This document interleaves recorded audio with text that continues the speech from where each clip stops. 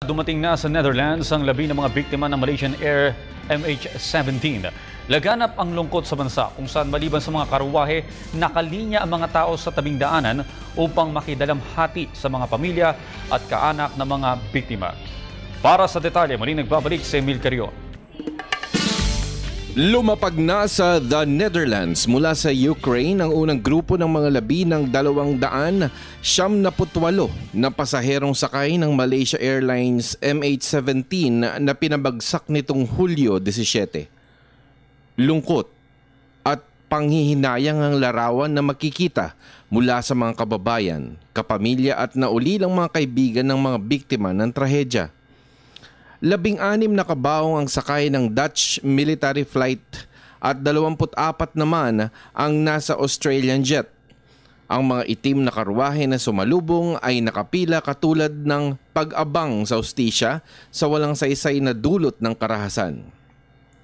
Sa bawat bahagi naman ng paglalakbay ay may nag-aalay ng dasal at pagpupugay.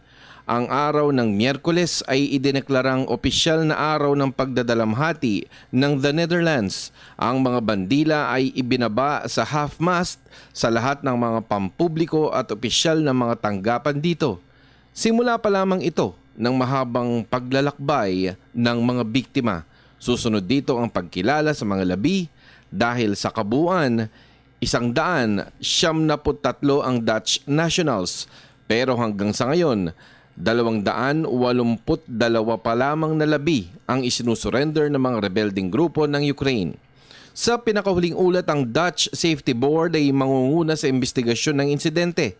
24 na investigador, eksperto ang representante mula sa Ukraine, Malaysia, Germany, United States, United Kingdom, Russia at ang International Civil Aviation Organization. Nauna nang nagsimula ng operasyon ang 4 na Dutch investigators. Ang European Union at ang Estados Unidos naman ay nagbabalangkas na ng iba't ibang mga parusa laban sa Russia. Para sa Telebisyon ng Bayan, ako si Emil Carion. Seguridad at airworthiness na mga sasakyang panghimpapawid, alamin sa ulat ni Emil Carion. Halos wala pang isang linggo matapos ang naganap na pagpapabagsak sa Malaysia Airlines MH17 ay sumunod na naman ang pagbagsak ng TransAsia airplane. Ito ay dulot naman ng aksidente.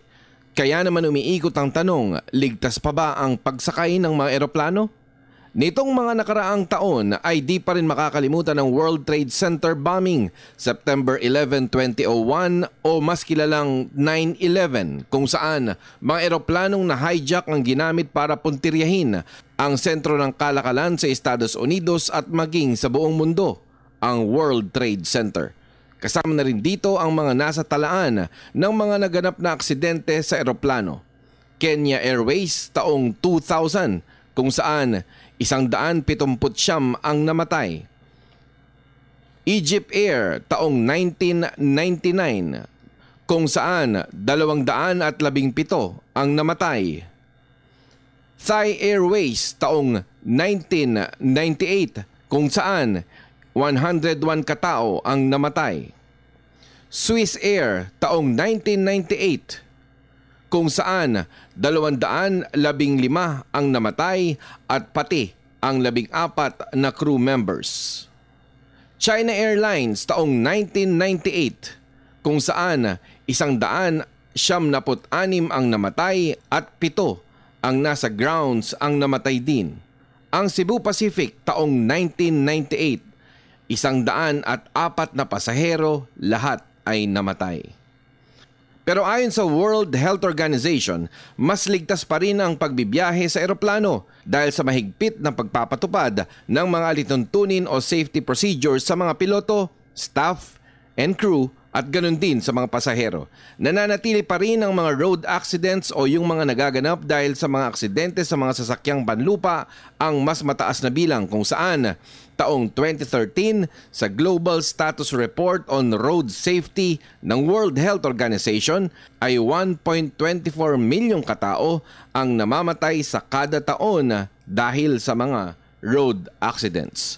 Para sa Telebisyon ng Bayan, ako si Emil Carion.